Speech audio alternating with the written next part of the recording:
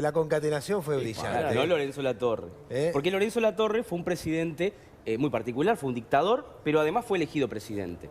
La historia de Latorre tiene como tres aristas bastante importantes. Por un lado nos habla de lo que fue la modernización en el Uruguay, lo que significó el Uruguay encarrilado y colocado en el mundo, por primera vez en la historia, entrando en lo que se conoce como economía mundial o economía mundo, según Fernán Brodel.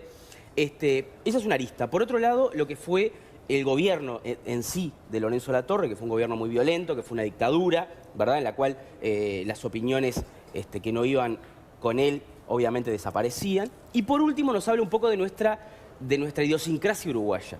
Porque Lorenzo Latorre fue dictador, o gobernador provisorio, como le gustaba decirle, desde 1876 a 1879. En el 79, él deja el poder cuando él dice que ya hizo todo lo que tenía que hacer, las reformas, ¿verdad? Recordemos, reformas en el campo, reformas en la educación, Varela, reformas en las comunicaciones y reformas en el Estado y en el Ejército. Pero ¿qué pasa? Cuando Latorre deja el poder en el 79, se hacen elecciones y la Asamblea General, ¿a quién elige presidente? A Latorre nuevamente. ¿Ah? Y Latorre gobierna 6 meses. A los 6 meses se va con la frase: los orientales son ingobernables. ¿Ah? Obviamente era mucho más fácil para él gobernar en una dictadura, por decreto, donde hacía lo que quería, y otra cosa muy diferente eran los tiempos legislativos, era la negociación. Él no estaba acostumbrado a esas cosas. Pero es interesante esa frase de son ingobernables. Y bueno, la historia de Latorre podemos comenzarla obviamente en el Montevideo de la Guerra Grande. Ahí es donde nace Lorenzo Latorre, Lorenzo Inocencio de Latorre, ¿verdad? Hay una teoría por ahí, capaz que Henry la puede trabajar, que dice que él era hijo de Manuel Oribe. No. ¿Ah, sí? Sí, esas teorías raras que hay en la vuelta de que algún historiador la tiró alguna vez sin tener mucho documento, pero a partir de inferencias más que nada de que podía haber sido hijo de Manuel Oribe. Pero él colorado, claro. Claro. Obviamente, claro. sí, presidente Manuel colorado. Oribe, figura blanca, pero caudillo blanco. Exactamente, ¿no? Y entonces, Lorenzo Latorre fue soldado, ¿verdad? Y llegó a ser parte de lo que fue el Batallón Florida. Siendo parte del Batallón Florida, como un soldado de línea, llegó a la Guerra del Paraguay. Lorenzo Inocencio peleó en la Guerra del Paraguay y allí creo que de alguna forma comenzó a estructurarse el Ejército Nacional. Punto importante, ya lo hemos tratado en las clases pasadas. El Ejército Uruguayo Nacional se estructura como Ejército Nacional con la Guerra del Paraguay. Punto importante. Él pelea en esa Guerra del Paraguay, ¿verdad?, en ese batallón Florida que dominaba León de Palleja, el capitán era León de Palleja, y allí recibe un tiro en la ingle, un tiro profundo en la ingle. Siempre me pregunté, ¿qué es un tiro profundo en la ingle? Es un tiro, no sé. Pero que no traspasó la bala. No o que quedó alojada. Quedó alojada, o no sé, un tiro profundo en la ingle, por lo cual tuvo que irse de la Guerra del Paraguay a un hospital de primera sangre en Corrientes. Allí, cuando apareció ese muchacho joven con un tiro en la ingle, el médico lo miró al enfermero y, como haciendo un chiste, le puso la sábana en la cabeza y le dijo: este no pasa de mañana. Qué lindo chiste. Y Latorre ¿no? se acuerda de eso porque lo cuenta en su memoria. ¿Qué doctor Piola? Un chiste de terror, literalmente viene a pelo que lo recordemos hoy. ¿Por qué hospital de primera sangre? Así es como lo nombran, porque era el lugar donde iban inmediatamente, que tenían... después volví. Pero pará, ¿qué hizo Latorre cuando está en la crónica de cuando le ponen la sábana? ¿Cómo? No, la crónica lo que dice es, él escucha que dicen justamente no pasa de mañana, lo tapa con la sábana, como un chiste, no sé, juá. Él estaba casi inconsciente, ¿no? Y bueno, luego le extraen la bala, sin anestesia, obviamente. Sí. El hospital del momento, ¿no? Mordiendo fuertemente un pañuelo después de tomar un trago de whisky, escarban en su entrepierna y sacan la bala. Y él obviamente tiene que volver a Montevideo porque ya no puede pelear, ¿verdad? Y bueno, de alguna forma eso marcó muchísimo a Latorre. Lo marcó el Batallón Florida, lo marcó la guerra, pero también lo marcó esa idea de que blancos y colorados podían estar unidos y peleando en un mismo bando en aquel momento, que era impensable. Por eso la Guerra del Paraguay fue tan importante. Es lamentable que uno, cuando analiza una nación, uno se da cuenta que las naciones se unifican cuando le pegan a alguien de afuera o cuando alguien de afuera les pega. Sí. Es terrible, ¿no? Pero de alguna forma las naciones nacen en contraposición a otras naciones.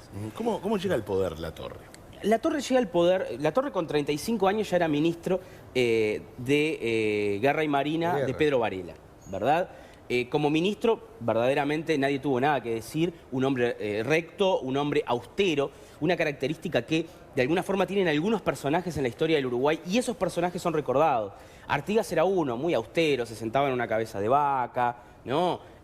Tenía 2 sillas en la cual él no se sentaba, sino que se sentaban sus secretarios. Bueno, en el caso de Latorre también, una austeridad extrema, una austeridad tan grande que cuando le ofrecieron ser general, él dijo que no, porque el erario público estaba muy complicado, muy asfixiado, y pagarle a él un sueldo de general era demasiado, y a él le daba con el de coronel, claro, por ejemplo, ¿no? Mirá qué bien. Claro, y entonces como ministro, obviamente fue sindicado como un hombre que podía llegar a ordenar un Uruguay que estaba absolutamente desordenado. Claro, porque era caótico, ese era el escenario de Uruguay. Absolutamente caótico económicamente, caótico políticamente. Claro. Bueno, dicen que más que ordenar, lo que hizo fue organizar, ¿no? Distintos aspectos, digamos, del país en ese momento. Exacto. Él llega al poder básicamente cuando Pedro Varela es expulsado por un golpe de Estado. ¿Ah? Y ese golpe de Estado lo dan los militares, ¿verdad? Y entonces los militares tienen que decidir a ver quién puede ser presidente, ¿no? Y ahí se da un hecho que es bastante discutido por los historiadores, y es que 5.000 vecinos fueron hasta la puerta de la casa, en la calle Misiones, de Latorre, le golpearon la puerta y le dijeron, usted tiene que ser presidente. Así nomás. Lo fueron a buscar y lo llevaron en andas, ¿Los dicen 5.000? algunos. Dicen que lo llevaron en andas hasta el Cabildo para que jurara como gobernador No me lo provincial. dejan pensar, muchachos, no. Eso, claro, eso fue, Claro. eso No, fue pero de más pesado. qué distinto a lo que es hoy, digamos, también para nuestra mentalidad, entender así la política es como muy fuerte, ¿no? Otra de las teorías dice que en realidad Latorre ya tenía todo planeado. Ya estaba desde que era ministro. Desde que era ministro él había planeado su llegada al poder. Eso lo plantea Lincoln Maistegui sin cortapisas. Directamente lo dice en su libro Orientales, de que Latorre tenía un as en la manga y era, de alguna forma, que es una jugada que han hecho históricamente muchos. Lo hizo, por ejemplo, Augusto en el Imperio Romano. Eso de, hay una guerra total o hay una desorganización enorme, yo dejo el poder, tomen. Es de ustedes el poder y me doy vuelta y ustedes me dicen, no. No, vení. No, vení que te precisamos a vos. Entonces decía, bueno, ¿ahora me quieren? Denme el poder. Ahora, pero cuando ejecutó, o sea, cuando tuvo el cargo ejecutivo de presidente, más allá de que era a través de un golpe de Estado, hizo cosas trascendentes para la época. Hizo cosas muy importantes para el Uruguay porque lo colocan en el mundo. Uruguay se convierte en uno de los mayores vendedores de lana a Inglaterra. ¿Ah? Volvemos con las teorías históricas.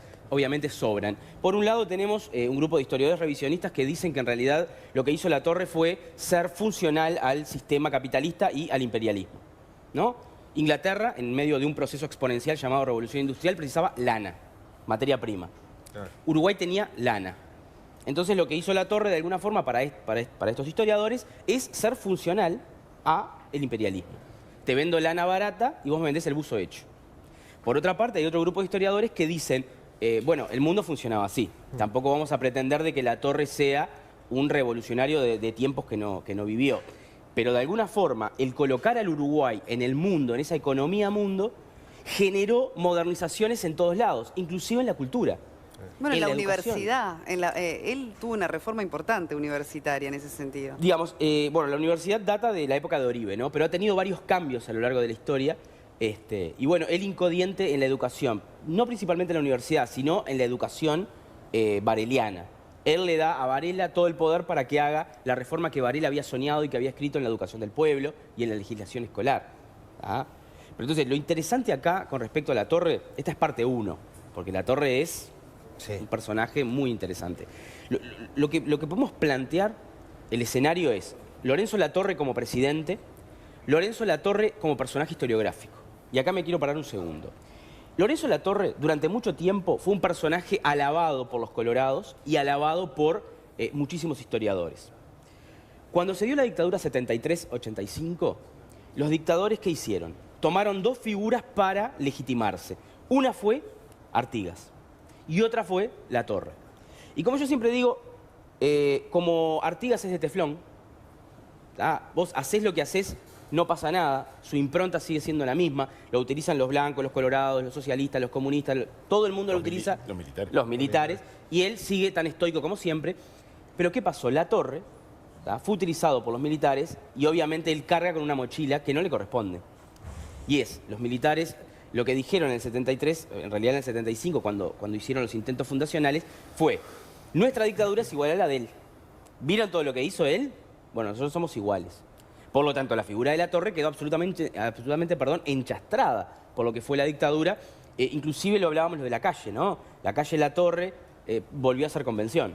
Sí, ¿no? creo que fue la Claro, primera, sí, sí. incluso que con la vuelta a la democracia fue la primera que volvió a su nombre original. Claro, era una cosa como diciendo, bueno, tratemos de olvidar este personaje. Hoy, los historiadores, ya mucho más desapegados con lo que fueron esas visiones historiográficas, podemos decir que Latorre fue una figura importantísima de la historia del Uruguay, un gran modernizador, un hombre que supo leer el presente. Uno a veces tiene que, como un jugador lee la jugada y mete un pase que ni siquiera vos viste desde la tribuna. Estaba Bueno, un paso adelante el hombre. exacto. Yo creo que un líder tiene que tener esa característica. Yo le voy a pedir a los compañeros de Sesión Control de tener la foto de Lorenzo Latorre, porque por la tela de araña no podemos verlo claramente. Me parece que está bueno que la gente tenga había la mostrado. composición. Ah, ahí lo tenemos. Me había ahí lo mostrado y ahí tenemos. está. Me lo perdí. Estaba atento Sí. a Leo.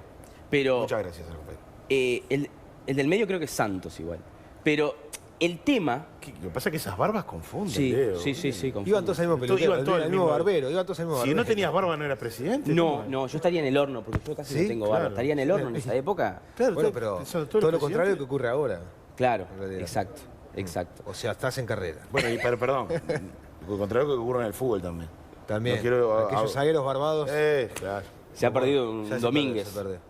Un Lazarte que supo tener mortal. Ahora, Claro, Leo, es interesante también ver cómo la historia juzga a los distintos presidentes, ¿no? Exacto.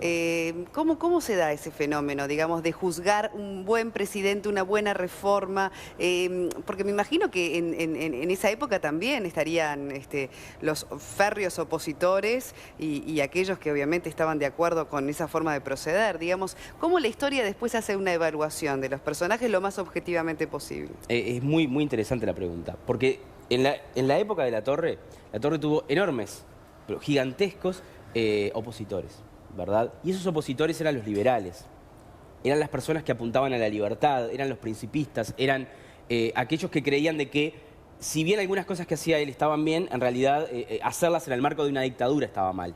Y de entre ellos estaba, por ejemplo, Valle Ordóñez, era un férreo opositor de Latorre, pero muchos otros liberales no aceptaban a este hombre, tampoco van a aceptar a Santos, ¿verdad?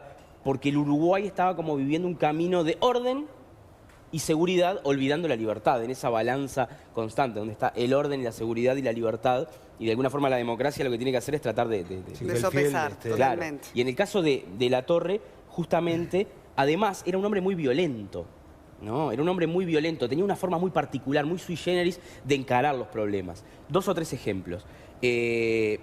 Una vez, esto lo cuenta Ángel Floro Costa en un libro que tiene un título que a mí me encanta, que es Panfletos contra puñales. Es un nombre maravilloso. Él lo que cuenta es que en un momento, bueno, llegaban a Latorre todos los casos, ¿no? Por ejemplo, déficit fiscal o fulanito le pegó a menganito. Él quería saber todo. Él quería saber todo. Y entonces le llegan diciéndole, bueno, este señor mató a su amigo porque, bueno, estaban jugando al truco y se pusieron... Se calentó. Y se calentó y lo mató. Se quemó. Bueno, perfecto. Entonces lo que hizo fue agarrar al muerto, agarrar al vivo, atarlos a los dos cara a cara y dejarlos 2 o 3 días que conversaran un rato ahí. El muerto. Bien pero de con Halloween. morbo, Pará, ¿eh? esto es Halloween. Bien de perdóname. Halloween. Sí, sí, por eso te digo. Acá No dice en que vano entró Es una la tradición convención, uruguaya Halloween. Mirá, de la época de la Torre. Para que reflexionara, no Claro. era una forma de Pero o sea, reflexionar. quería Bueno, ser pero un juez morbo imponente. juez y parte en absolutamente todo. Otra, peor. ¿Peor? ¿Peor que esa? Sí, esta es peor, porque es de Peor. película de terror. ¿Ves? Bueno. John Carpenter podría ver Mirá, este programa. y con esta ya cerramos hasta la torre segunda, la torre 2. La Porque Torre ahora 2. después de estos La episodios... amenaza continúa. La amenaza. Un día, bueno, él estaba como una especie de interrogatorio con un viejo, bueno, que estaba acusado de varios delitos. El Tata Dios le decían, ¿verdad? Un veterano con una barba blanca muy prominente, ¿no? Y bueno, entonces él se sienta con una caña, un vaso, se pone a tomar, le hace unas preguntas y luego lo que hace es servir el vaso de caña, tirárselo en esa gigantesca barba y prender un fósforo. Oh, ¿En serio? Y bueno, sí. ¿A la barba? Sí, en la barba. qué fuerte, ¿eh? En Qué la barba. violencia. Sí, recordemos que eran épocas bárbaras. Eran épocas bárbaras. El país, Igual no somos caótico. menos bárbaros ahora, ¿eh? No, pero nos damos Con cuenta que otras lo somos. formas, Lo de con la otras caña formas. No, sí, pero un presidente No tira capaz la que caña. no queda bien. No estoy hablando de no necesariamente Igual del es ámbito una cosa, político, como sociedad, ¿no? Con relación a lo que decía Sole, que muy interesante el comentario, ¿no? De que la historia juzga, también ese juicio que va haciendo la historia va mutando también, ¿no? Conforme avanzan las épocas y las investigaciones fundamentalmente. Absolutamente. Cuento una última historia que no es violenta, pero para que vean lo que significaba. No, queremos sangre, queremos sangre. Mi amigo. Queremos sangre. Bueno, está bien. Pero fíjense ustedes, llegó una lavandera a la casa de la torre. La torre recibía personas en un horario, ¿no? Entonces hicieron la cola, esperaron y le dijo, bueno, yo soy lavandera, no sé cuánto, soy humilde, pero los García de Zúñiga me están debiendo 7, 8 lavados. No, los García de Zúñiga. Pero por favor. Pero los además un García de presidente Zúñiga en ese tipo de Sí, situaciones, sí. eso es lo más en primer lugar sobre el gracioso tema de todo el de asunto, Halloween, Le ¿no? contó la Mediando en historia. ese tipo de adentrarnos Le contó la historia y dijo, mañana venga el tal. personaje o la Y lo personalidad llamó y dijo, política que vamos a García Zúñiga, estar ya estudiando hoy Lo por metió en todo. el punto, sí, no había ¿Qué lavado. momento? Viste que varios mensajes Con solo de mandarlo Punta, llamar, le estábamos leyendo. venía la plata. No tenemos nada que ver con en el Halloween. lugar. Dice que Lord Ponson vino Porque de generaba jornada por miedo. ahí. La torre ninguna generaba red tendida. miedo. La torre No, era un personaje a uno le genera, obviamente, uno de los hombres más ricos de la época, un se llama poco Francisco Esteves, que fue quien resquemor en vivía en el tanto Palacio cuando uno Esteves, era chico esto no sucedía. Bueno, no, pueden Y algunos visitarlo. cambios, y más hermoso allá de palacio uruguayo, que ese somos hombre muy con tanto conservadores dinero por naturaleza, fue no acusado por genera habladurías. un pequeño Habladurías. problema. Sí, oye, Pero empezaron igualmente con podríamos habladurías. preguntarnos. Bueno, fue acusado por habladurías contra el presidente. La Navidad, obviamente. Juan criolla Entonces, ¿no? Decíamos en el ¿qué es lo arranque que del hizo programa, la torre? Juan No Criolla le pegó la ni Navidad, nada. que el 25 de Lo hizo diciembre, que ni vestirse siquiera es de católica la mejor fecha, gala ¿verdad? posible. 25 de diciembre era la fecha de la un diosa smoking, Mitra, que con los galera, cristianos, los y lo católicos hizo tomaron empedrar para la sí, calle Yaguarón. justamente Así, porque no porque podía la estar. gente ¿verdad? pasaba. Nuestros hábitos gastronómicos, por ejemplo, no le provienen tomaba de el esta pelo, tierra. la gente se reía. Todo lo Exactamente, contrario. ¿no? Entonces, bueno, yo qué sé, ver a los chiquilines con ilusiones. Sí, ¿Y se ha qué le vas a diseñado con la decir al torre si tuvo chiquilín? iniciativas realmente no vayas, maravillosas. No porque yo quiero no fui. pensar cuál hubiese sido la Y idea nosotros o cuántas cuál cosas fue en hicimos todo que nuestros caso. padres no hacían. Si Es que alguien parte de la va a globalización denunciar es un crimen mundo pasional. está No, cambiando y no la cuentes por el obviamente hoy, que hoy, por favor, también. Todo Bueno, está muchas mucho más gracias, cerca, Leo. no solo El próximo lo viernes material, seguimos. sino hasta las costumbres y tradiciones que bien puede haber sido de un país que esté en las antípodas. Imagínense qué decía un padre en los años 50 que su hijo escuchaba Elvis Presley. Claro. Y le decía, sos un vendido.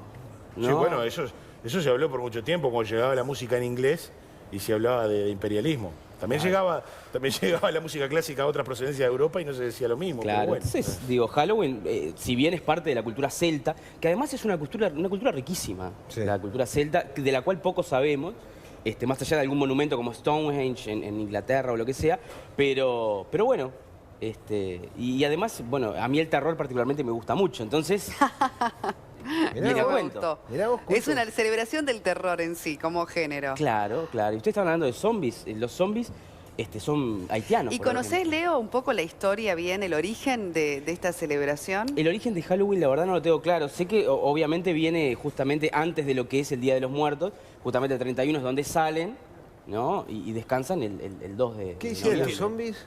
¿Mm?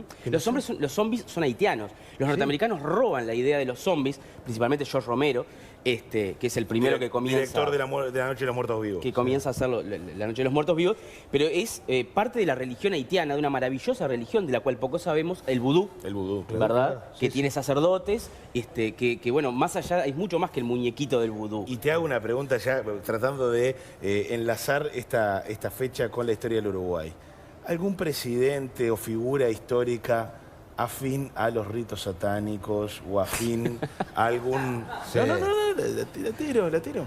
Pero no, que no esté en actualidad, o sea, No, te pido por favor. desconozco. Afín a los ritos satánicos, No, desconozco. no sé si rito... A ver, no quise ser tan específico Es una ni tan lineal. Claro. Afín a ese tipo de cosas que, digamos, están por fuera de titular, de lo Puede visible. decir que hayan jugado el juego de la copa, alguna Claro. cosa de esa. No tengo idea. Desconozco. No, debe haber, obviamente. Y digo, a ver, ¿qué no jugó? Pero no Lorenzo Latorre. ¿No? Mirá cómo ¿Qué ya tenés sabe para que en contar? televisión ya sabe cómo cortar ¿Quién para fue? meterse en ¿Quién tema. fue? Qué ¿Qué? disparate. No, la concatenación fue brillante. No Lorenzo Latorre. Porque Lorenzo Latorre fue un presidente muy particular, fue un dictador, pero además fue elegido presidente. La historia de Latorre tiene como tres aristas bastante importantes. Por un lado nos habla de lo que fue la modernización en el Uruguay, lo que significó el Uruguay encarrilado y colocado en el mundo, por primera vez en la historia, entrando en lo que se conoce como economía mundial o economía mundo, según Fernán Brodel. Esa es una arista. Por otro lado, lo que fue el gobierno en sí de Lorenzo Latorre, que fue un gobierno muy violento, que fue una dictadura, ¿verdad? En la cual las opiniones que no iban con él obviamente desaparecían. Y por último nos habla un poco de nuestra idiosincrasia uruguaya. Porque Lorenzo Latorre fue dictador o gobernador provisorio, como le gustaban decirle, desde 1876 a 1879. En el 79 él deja el poder cuando él dice que ya hizo todo lo que tenía que hacer, las reformas, ¿verdad? Recordemos, reformas en el campo, reformas en la educación, Varela, reformas en las comunicaciones y reformas en el Estado y en el Ejército. Pero ¿qué pasa? Cuando Latorre deja el poder en el 79, se hacen elecciones y la Asamblea General, ¿a quién elige presidente? A Latorre nuevamente. ¿Ah? Y Latorre gobierna 6 meses. A los 6 meses se va con la frase: los orientales son ingobernables. ¿Ah?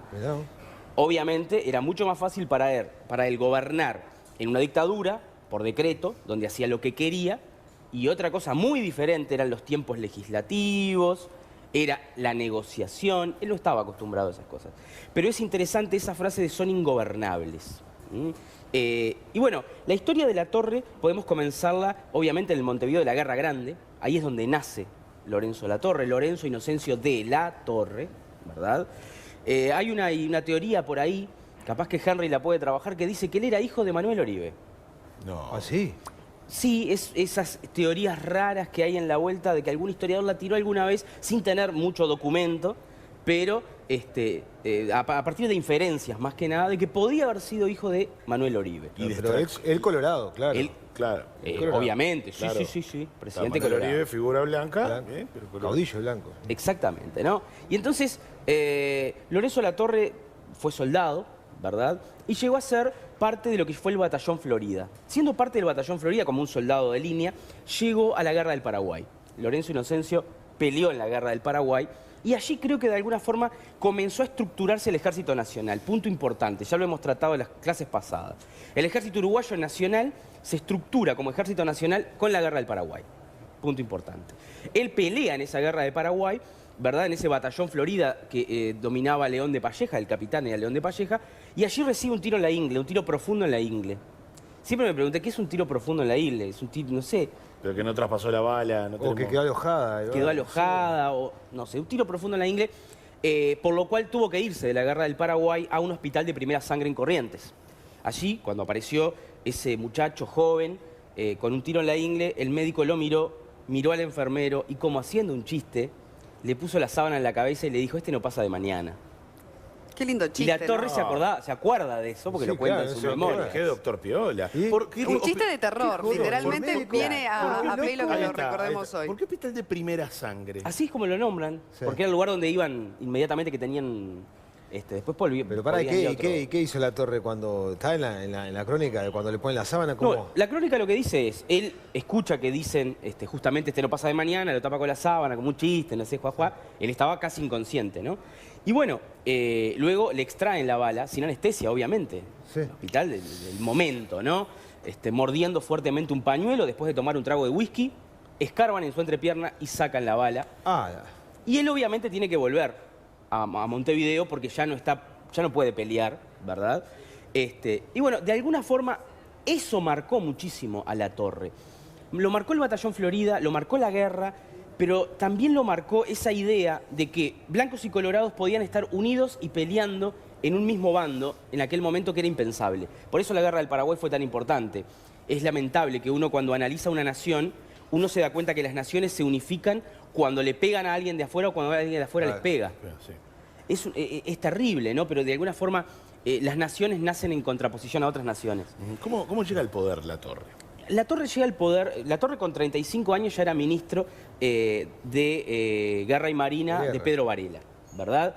Como ministro, verdaderamente nadie tuvo nada que decir, un hombre recto, un hombre austero, una característica que de alguna forma tienen algunos personajes en la historia del Uruguay, y esos personajes son recordados. Artigas era uno, muy austero, se sentaba en una cabeza de vaca, ¿no?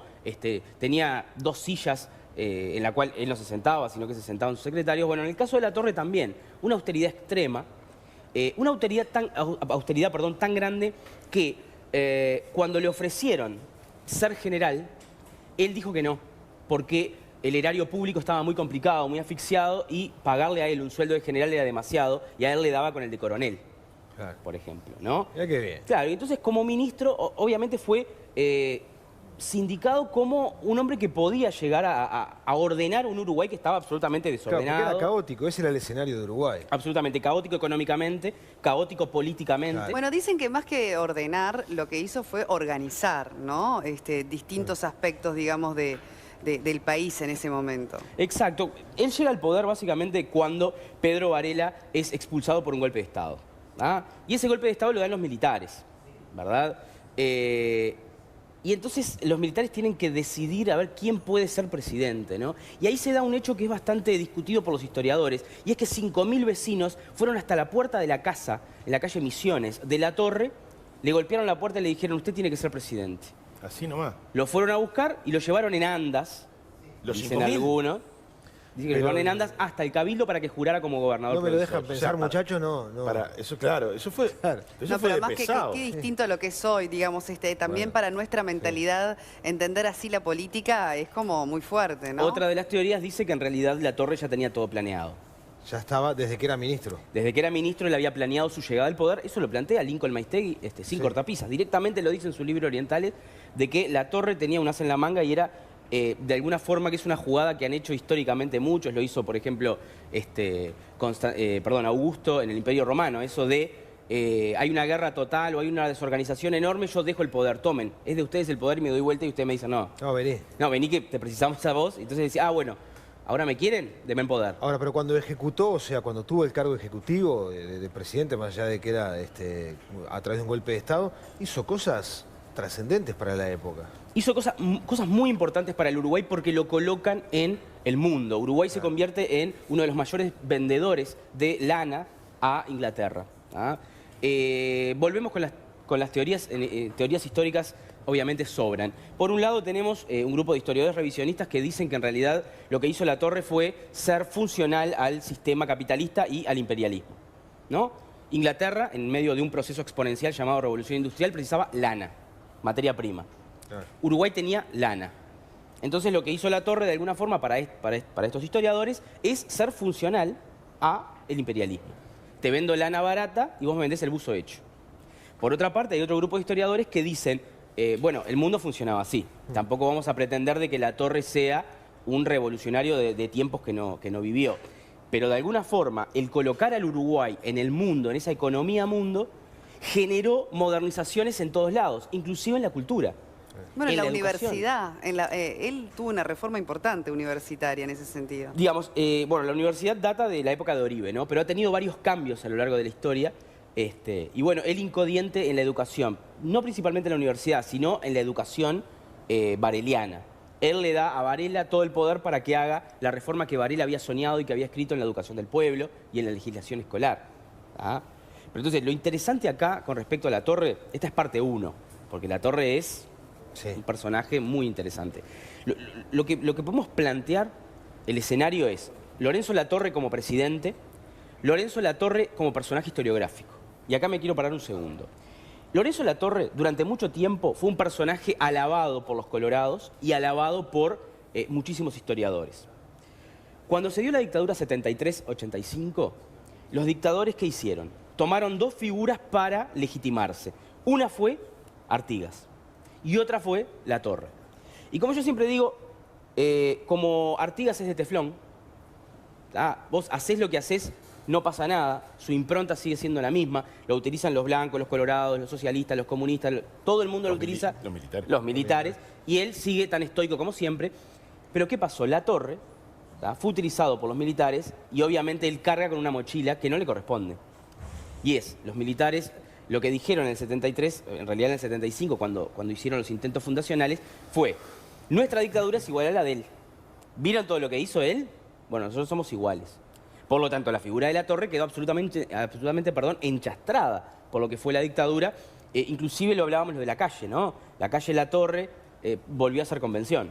Sí, ¿no? creo que fue la Claro, primera, sí, sí. incluso que con la vuelta a la democracia fue la primera que volvió a su nombre original. Claro, era una cosa como diciendo, bueno, tratemos de olvidar este personaje. Hoy, los historiadores, ya mucho más desapegados con lo que fueron esas visiones historiográficas, podemos decir que Latorre fue una figura importantísima de la historia del Uruguay, un gran modernizador, un hombre que supo leer el presente. Uno a veces tiene que, como un jugador lee la jugada y mete un pase que ni siquiera vos viste desde la tribuna. Estaba un paso adelante el hombre. Exacto. Yo creo que un líder tiene que tener esa característica. Yo le voy a pedir a los compañeros de Sesión Control de tener la foto de Lorenzo Latorre, porque por la tela de araña no podemos verlo claramente. Me parece que está bueno que la gente tenga la composición. Ahí lo tenemos. Lo había mostrado, ahí está.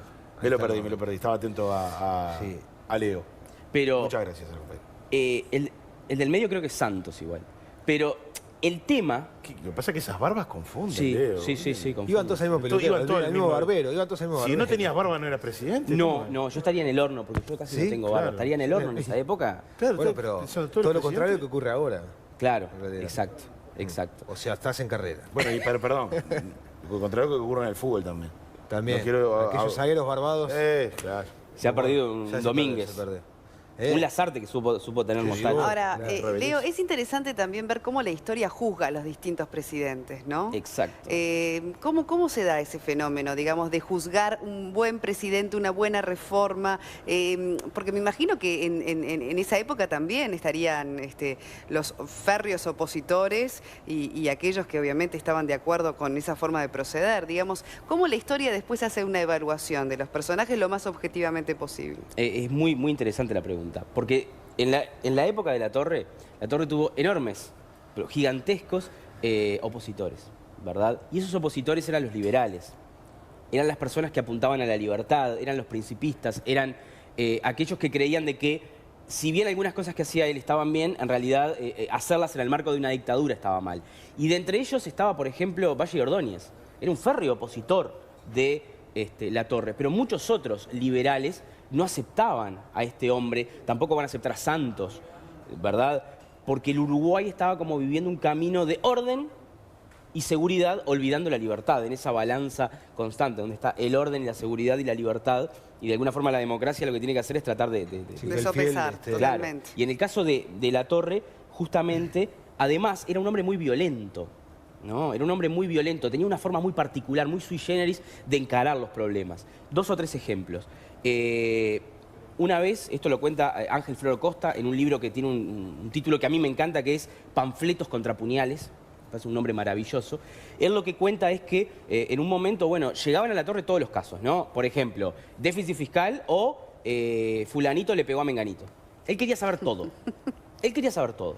Y entonces le llegan diciéndole, bueno, este señor mató a su amigo porque, bueno, estaban jugando al truco y se pusieron... Se calentó. Y se calentó y lo mató. Se quemó.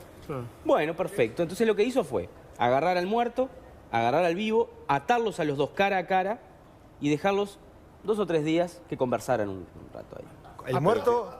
Bien de Halloween. Esto es Halloween. Bien de perdóname. Halloween. Sí, por eso te digo. Acabamos de Es encontrar una la tradición conexión, uruguaya Halloween. Mirá, de la época de la Torre. Para que reflexionara, ¿no? Claro. Era una forma de Pero o sea, reflexionar. quería ser pero juez un y, morbo parte, imponente. juez y parte en absolutamente todo. Otra, peor. ¿Peor? ¿Peor que esa? Sí, esta es peor, porque es de Peor. película de terror. ¿Ves? Bueno. John Carpenter podría ver Mirá, este programa. y con esta ya cerramos hasta la Torre segunda parte, la Torre 2. La Porque Torre ahora 2. después de estos La episodios... amenaza continúa. La amenaza. Un día, bueno, él estaba como una especie de interrogatorio con un viejo, bueno, que estaba acusado de varios delitos. El Tata Dios le decían, ¿verdad? Un veterano con una barba blanca muy prominente, ¿no? Y bueno, entonces él se sienta con una caña, un vaso, se pone a tomar, le hace unas preguntas y luego lo que hace es servir el vaso de caña, tirárselo en esa gigantesca barba y prender un fósforo.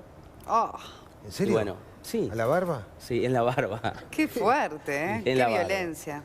Sí, Estaba heavy, recordemos que eran épocas bárbaras. Eran épocas bárbaras. El país, Igual no somos caótico. menos bárbaros ahora, ¿eh? porque- No. Pero nos damos Con cuenta que otras lo somos. formas, Lo de con la otras caña formas. No, sí, pero un presidente No tiran capaz la que caña. no queda bien. No estoy hablando de no necesariamente Igual del es ámbito una cosa, político, como sociedad, ¿no? Con relación a lo que decía Sole, que muy interesante el comentario, ¿no? De que la historia juzga, también ese juicio que va haciendo la historia va mutando también, ¿no? Conforme avanzan las épocas y las investigaciones fundamentalmente. Absolutamente. Cuento una última historia que no es violenta, pero para que vean lo que significaba. Pero es queremos Halloween. sangre, ¿No? queremos sangre. Mi amigo. Queremos sangre. Bueno, está bien. Pero fíjense ustedes, llegó una lavandera a la casa de la Torre. La Torre recibía personas en un horario, ¿no? Entonces hicieron la cola, esperaron y le dijo, bueno, yo soy la bandera, no sé qué, no sé cuánto, soy humilde, pero los García de Zúñiga me están debiendo 7, 8 lavados. No, los García de Zúñiga. Los García, pero por favor. Pero los además, un García de presidente Zúñiga, en ese tipo de Sí, situaciones, sí. eso es lo más gracioso de todo el asunto, Le ¿no? contó la Mediando en historia. ese tipo de... Le contó la historia y dijo, mañana venga a tal hora. Y lo llamó y dijo, García Zúñiga, no sea nabo, le dijo. Lo García metió en Zúñiga. el... No, sí que no Mandó había llamar a los lavarropa. García de Zúñiga. Con solo mandarlo llamar, tenía la plata en el lugar. ¿Ah? Porque generaba miedo. La Torre generaba miedo. La Torre era un personaje que, por ejemplo, uno de los hombres más ricos de la época se llamaba Francisco Esteves, que fue quien vivía en el Palacio Esteves, ¿no? Sí. Bueno, pueden visitarlo, es un hermoso palacio. Bueno, ese hombre con tanto dinero fue acusado por habladurías. Habladurías. Si hoy acusaran por habladurías. Estamos en el horno. Bueno, fue acusado por habladurías contra el presidente, obviamente. Y entonces, ¿qué es lo que hizo la Torre? No le pegó ni nada. Lo hizo vestirse de la mejor gala posible, ¿tá? Con un smoking, con galera, y lo hizo empedrar la calle Yaguarón. Así, en Y la gente pasaba y le tomaba el pelo, la gente se reía. ¿Por qué, La Torre por está qué ganando la historia, hinchas? ¿por qué la historia está así, se ha ensañado con la Torre si tuvo iniciativas realmente maravillosas? No quiero pensar cuál hubiese sido la idea o cuál fue en todo caso si alguien va a denunciarle un crimen pasional. No quiero pensar. Y no la cuentes por el horario, te pido por favor también. Bueno, muchas gracias, Leo. El próximo viernes seguimos con la Torre. Parte Acá quedó 2. todo el mundo enganchado. Bueno. Entonces, con el coronel Lorenzo Inocencio de la Torre. Muchas gracias, Increíble, Leo. la verdad que una personalidad que no deja de asombrar, en todo sentido. Bueno, y Segunda parte el próximo viernes.